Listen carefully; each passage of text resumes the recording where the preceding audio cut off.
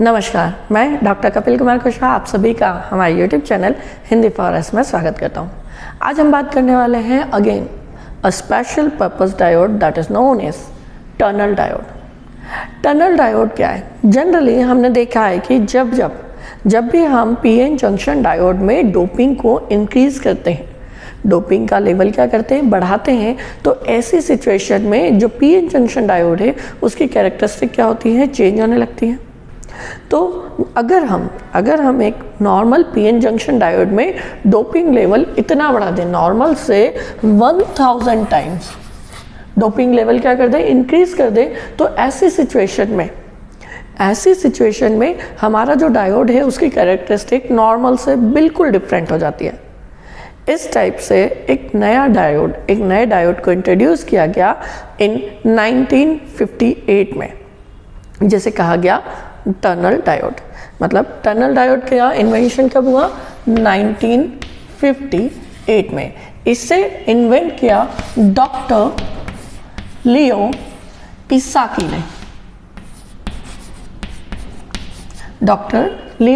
ने। That is why tunnel diode को Esaki diode भी कहा जाता है। टनल डायोड को हम क्या कहते हैं? इसाकी डायोड। नाउ टनल डायोड होता क्या है और कैसे कंस्ट्रक्ट होता है? तो एक नॉर्मल डायोड में हमें पता है कि नॉर्मल डायोड में जो डोपिंग होती है दैट इज 10⁶ to 10⁸ इतना डोपिंग लेवल होता है। मतलब 10⁶ to 10⁸ एटम में हम एक एटम एम्प्योरिटी का डोप करते हैं। इससे जो जंक्शन होगा, जो पीएन जंक्शन है, उसमें जंक्शन की जो विड्थ होगी, we can say that depletion layer की जो विड्थ होती है वो कुछ माइक्रोमीटर की रेंज में होगी। माइक्रोमीटर दैट मीन्स 10⁻⁻⁶ मीटर की रेंज में होती है, इतनी पतली होती है। पर अगर हम ये ही डोपिंग लेवल इंक्रीज कर दें और इसे 10⁻³ कर दें, ठीक है, यानी 10⁻³ एटम में हम एक इम्प्योरिटी एटम डोप करें, तो ऐसी सिचुएशन में इस डिप्लीशन लेयर की विड्थ क्या हो जाती है, बहुत कम हो जाती है, और ये समथिंग नैनोमीटर की रेंज में आ जाती है। इट इज़ 10⁻⁹ मीटर की रेंज में आ जाती है। इस रेंज में आने पर क्या होगा, यहाँ पर number of charge carrier increase हो जाते हैं। इन चार्ज कैरियर के इंक्रीज होने से ये डिप्लीशन लेयर की विड्थ बहुत कम हो जाती है।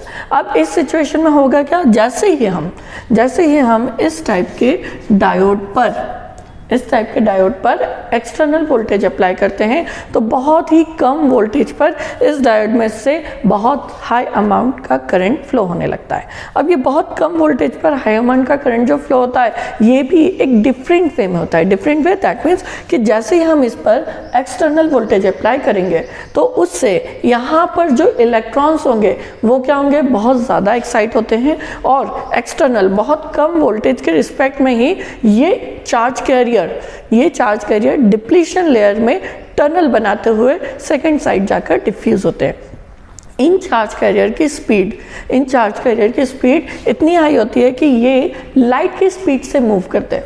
जब ये लाइट की स्पीड से जंक्शन के साइड मूव करते हैं, तो जंक्शन पर जाकर डिफ्यूज होने के प्लेस पर ये जंक्शन पर क्या बना देते हैं, एक टनल बना देते हैं, एक सुरंग बना देते हैं। इसी कारण इस डायोड को क्या कहा जाता है, टनल डायोड। क्या कर रहे हैं ये डायोड, ये चार्ज कैरियर इस डायोड में जब हम वोल्टेज अप्लाई करते हैं, तो इस वोल्टेज के रिस्पेक्ट में ये चार्ज कैरियर लाइट की स्पीड से मूव करने लगते हैं, और ये जंक्शन की ओर मूव करते हैं। जैसे ही ये जंक्शन पर पहुंचते हैं, तो जंक्शन पर डिफ्यूज होने के प्लेस पर एक्चुअली इनकी स्पीड क्या है, लाइट की स्पीड से मूव कर रहे हैं। दैट इज वाई ये जंक्शन पर जाकर डिफ्यूज होने के प्लेस पर जंक्शन में टनल बनाते हुए सेकेंड सिरे पर पहुंचते हैं। That is why it is known as, इसे हम क्या कहते हैं, टनल डायोड कहते हैं। अब जैसे जैसे हम वोल्टेज बढ़ा रहे हैं, करंट की वैल्यू क्या होगी, बहुत सारे चार्ज कैरियर जंक्शन पे टनल बनाकर क्या होंगे, डिफ्यूज होंगे। पर एक वोल्टेज ऐसा आएगा जिस पर टनल बनाने वाले वोल्टेज वाले चार्ज कैरियर क्या होंगे, सबसे ज़्यादा होंगे। आफ्टर दैट, उसके बाद जैसे जैसे हम वोल्टेज बढ़ाते हैं, तो टनल बनाने वाले चार्ज कैरियर धीरे धीरे क्या होने लगते हैं, कम होने लगते हैं। दैट इज वाई इस पर्टिकुलर डायोड से फ्लो होने वाला करंट क्या होने लगता है, कम होने लगता है। एंड आफ्टर दैट जैसे जैसे टनल बनाने वाले इलेक्ट्रॉन्स क्या हो जाएंगे या टनल बनाने वाले चार्ज कैरियर कंप्लीटली एंड हो जाएंगे, उसके बाद ये डायोड किसकी तरह वर्क करने लगता है, एक नॉर्मल डायोड की तरह बिहेव करने लगता है, वर्क करने लगता है। सो आई होप आप सभी को टनल डायोड और टनलिंग कॉन्सेप्ट क्लियर होगा ना। इसकी कैरेक्टरिस्टिक की बात करें तो जब हम एक टनल डायोड पर वोल्टेज अप्लाई करते हैं और उससे फ्लो होने वाले करंट को मेज़र करते हैं, तो हमें को जब हम ग्राफ पर प्लॉट करते हैं तो हमें टनल डायोड की कैरेक्टरिस्टिक मिलती है। एक टनल डायोड की जो कैरेक्टरिस्टिक है उसे हम बोर्ड पर शो कर रहे हैं। यहाँ पर हमारा क्या होता है, voltage and that is our current. इसको जब हम प्लॉट करते हैं, इस पर अप्लाई किए गए वोल्टेज और उसके रिस्पेक्ट में फ्लो होने वाले करंट को जब हम क्या करते हैं, ग्राफ पर प्लॉट करते हैं, तो हमें ये ग्राफ कुछ इस तरह का मिलता है।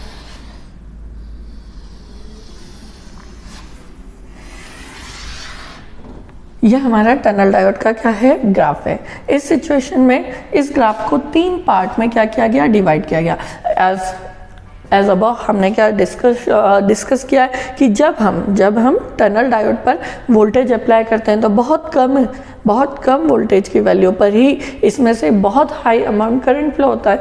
तो जैसे जैसे हम क्या करेंगे, हमने यहाँ से वोल्टेज का इंक्रीज किया, यहाँ से इस पॉइंट तक क्या हो रहा है, बहुत सारे चार्ज कैरियर जंक्शन को पर टनल बनाकर डिफ्यूज हो रहे हैं। तो ऐसे सिचुएशन में यहाँ से ये एक पॉइंट हमारा ओ A, then second it is OB and it is OC।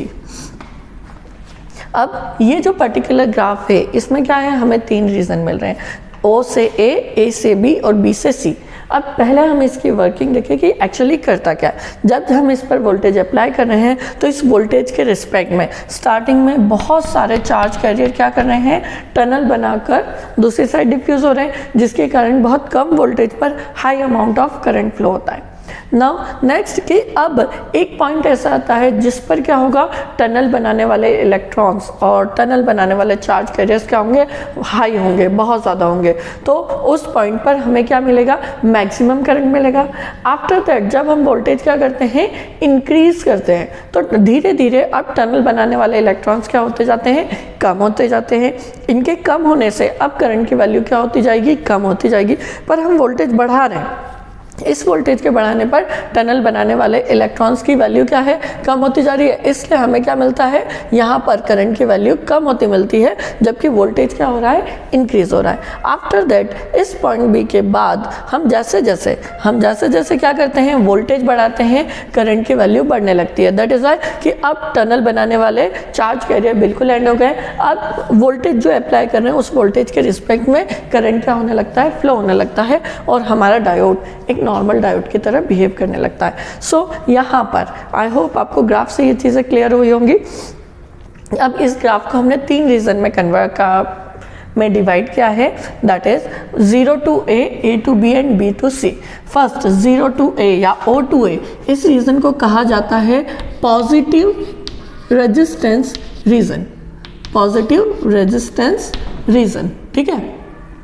Now A से B के बीच का जो रीजन है, ये जो A से B के बीच का रीजन है, इस रीजन को कहा जाता है नेगेटिव रेजिस्टेंस रीजन, ठीक है, नेगेटिव रेजिस्टेंस रीजन, क्लियर है। नाउ B से C का जो है इट इज नॉर्मल, ठीक है।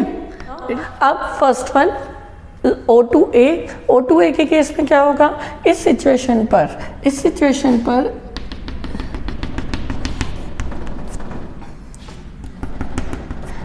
सिचुएशन पर हमारा क्या है कि जब हम O से A के बीच के करंट की बात करते हैं, पॉजिटिव रेजिस्टेंस की बात करते हैं, तो जैसे जैसे हम वोल्टेज की वैल्यू को इंक्रीज करते हैं, करंट की वैल्यू भी क्या होने लगती है, बढ़ने लगती है। एक पॉइंट A पर अप्लाइड वोल्टेज के कारण फ्लो होने वाले करंट की वैल्यू क्या होती है, मैक्सिमम होती है। इस करंट को कहा जाता है IP, पीक करंट, और इसके रिस्पेक्ट में जो वोल्टेज होता है उसे कहा जाता है VP, that is peak voltage. और इस पॉइंट A को कहा जाता है पीक पॉइंट, ठीक है। इससे क्या कहेंगे हम, पीक पॉइंट। यानी पीक पॉइंट क्या है, वो पॉइंट जिस पर कि टनल बनाने वाले चार्ज कैरियर सबसे ज़्यादा होते हैं, और उस पॉइंट को क्या कहेंगे हम, पीक पॉइंट। और उस सिचुएशन के वोल्टेज को कहेंगे हम पीक वोल्टेज, और उस सिचुएशन में जो करंट फ्लो हो रहा है that is known as peak current. Now after that, जैसे ही वीपी पीक वोल्टेज के बाद हम वोल्टेज की वैल्यू बढ़ाते हैं, हमारे टनल बनाने वाले चार्ज कैरियर क्या होते जाते हैं, कम होते जाते हैं, जिसके कारण करंट की वैल्यू क्या होने लगती है, कम होने लगती है। पर एक पॉइंट या एक वोल्टेज ऐसा आता है जिसके बाद करंट की वैल्यू फिर से क्या होने लगती है, इंक्रीज होने लगती है। सो वो पॉइंट जिस पर करंट की वैल्यू क्या है, मिनिमम है, वो पॉइंट जिस पर जो फ्लो होने वाला करंट है वो क्या है, मिनिमम है, उस पॉइंट के वोल्टेज को हम कहते हैं वैली वोल्टेज, वीवी। और इस पॉइंट पर फ्लो होने वाले करंट को हम क्या कहते हैं, वैली करंट, VIV। क्लियर है। तो इस पॉइंट बी को हम क्या कहेंगे, वैली पॉइंट। मीन्स कि इस पॉइंट पर करंट के वैल्यू क्या है, मिनिमम है, तो इस पॉइंट को कहा हमने वैली पॉइंट। और इस वैली पॉइंट बी पर जो वोल्टेज है उसे वैली वोल्टेज, और जो करंट होता है उसे वैली करंट कहा जाता है। आफ्टर दैट, इसके बाद जब हम वोल्टेज बढ़ाते हैं तो बी से सी रीजन मिलता है, और ये जो बी से सी रीजन है, ये बी से जो सी रीजन है, इस रीजन में ये डायोड एक नॉर्मल पीएन जंक्शन की तरह बिहेव करेगा, एक नॉर्मल पीएन जंक्शन के फॉरवर्ड बायस की तरह वर्क करेगा। आई होप आपको ये कैरेक्टरिस्टिक क्लियर होगी। एक टनल डायोड को हम निम्न प्रतीक चिन्ह के द्वारा रिप्रेजेंट करते हैं, ठीक है। यानी टनल डायोड का जो सिंबल है, that symbol is this, it is anode and it is cathode. Sometime it will be that is again a tunnel diode. Clear है। आई होप आप सभी को ये क्लियर होगा। नाउ अब हम इस ग्राफ के कुछ स्पेसिफिक कैरेक्टरिस्टिक देखते हैं। सो सबसे पहला कैरेक्टरिस्टिक कि इस ग्राफ पर ए से बी के बीच का जो रीजन है, that region is known as negative resistance region. इस रेजिस्टेंस में जैसे जैसे हम वोल्टेज की वैल्यू Vp से Vv की तरफ, यानी पीक वोल्टेज से वैली वोल्टेज की तरफ इंक्रीज करते हैं, तो करंट की वैल्यू क्या हो रही है, डिक्रीज हो रही है। करंट की वैल्यू डिक्रीज होने से हमें कौन सा रीजन मिल रहा है, नेगेटिव रेजिस्टेंस रीजन। इस रीजन के ही कारण बहुत से बार इस पर्टिकुलर डायोड का यूज हाई फ्रीक्वेंसीज ऑसिलेटर में किया जाता है। सेकेंड पॉइंट इज कि यहाँ पर इस पर्टिकुलर ग्राफ को अगर हम ध्यान से देखें तो यहाँ पर हमें करंट की सेम वैल्यू अलग अलग 3 अलग अलग वोल्टेजेस पे मिलती है। लाइक मान लीजिए कि हमारे पास एक आई करंट है, ये आई करंट जो है, ये आई करंट हमें वोल्टेज के 3 अलग अलग वैल्यूज के लिए मिलेगा। First is here, that is V1, second is here in negative resistance V2, and third is here, that is V3। मतलब हमें वोल्टेज की 3 अलग अलग values V1, V2 and V3 तीनों के लिए करंट की सेम वैल्यू मिल रही है, दैट इज I। इस मल्टी वैल्यू फीचर के कारण इस पर्टिकुलर डायोड का यूज बहुत सी स्विचिंग और डिजिटल और पल्स सर्किट्स के लिए किया जाता है। नाउ नेक्स्ट फीचर कि इस केस में हमें क्या मिल रहा है, इस पर्टिकुलर कैरेक्टरिस्टिक में अगर हम देखें O से B तक का जो रीजन है, इस रीजन को अगर हम शेडेड कर दें तो ये हमारा क्या है, ये हमारा नेगेटिव रेजिस्टेंस, ये हमारा टनल इफेक्ट है, ठीक है। ये करंट जो फ्लो हो रहा है वो किसके कारण हो रहा है, टनल डायोड के टनलिंग चार्ज कैरियर के कारण। क्लियर है। ये शेडेड पार्ट किसको रिप्रेजेंट कर रहा है, tunneling charge carrier. Now the last one is कि आफ्टर वैली वोल्टेज हमारा जो कैरेक्टरिस्टिक है नॉर्मल डायोड की तरह बिहेव करने लगता है। मतलब ये डायोड एक नॉर्मल पीएन जंक्शन के फॉरवर्ड बायस की तरह बिहेव करने लगता है। सो आई होप आपको ये सभी पॉइंट क्लियर होंगे। टनल डायोड के 2 पैरामीटर्स, मेनली 2 इंपॉर्टेंट पैरामीटर्स हैं। First one is negative resistance region and second one is peak current, ratio of peak current and valley current. First one is negative resistance,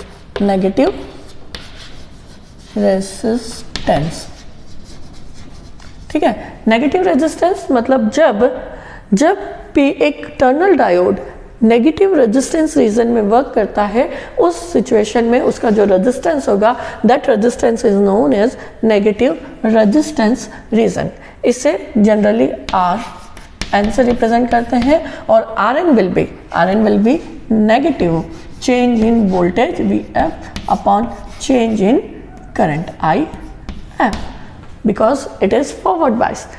delta V F क्या represent कर रहा है?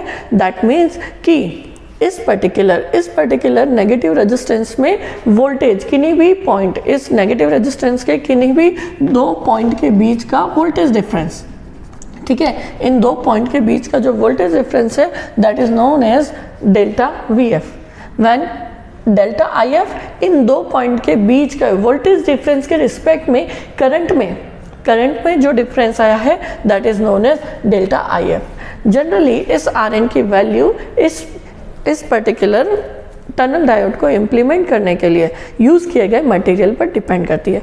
इसकी जो value है वो 10 ओम से लेकर 200 ओम तक हो सकती है। Now next is IP by IV ratio. Second property और second parameter that is IP by IV ratio. Generally एक टनल डायोड को इम्प्लीमेंट करने के लिए हम एक नॉर्मल सिलिकॉन का यूज़ नहीं करते हैं बिकॉज ऑफ ये सिलिकॉन जो है उसका IP by IV रेशो जो होता है that is equal to 3।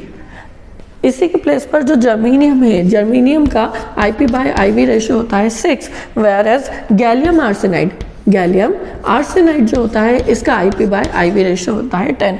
That is why हम जो है इस टनल डायोड को इम्प्लीमेंट करने के लिए जनरली जर्मेनियम या फिर गैलियम आर्सेनाइड मटेरियल का यूज़ करते हैं। अब ये जो IP by IV रेशो है it is specially depending on the switching rate of material, मतलब कितना हाईली आपका डायोड क्या है स्विच कर सकता है उस पर। जनरली इसका यूज़ किस में किया जाता है? It is use in computers. Okay, so I hope आप सभी को tunnel diode, tunnelling concept, tunnel diode characteristic as well as tunnel diode के parameters, negative resistance and IP by IV ratio clear होगा। सो आज की class में इतना ही। Thank you.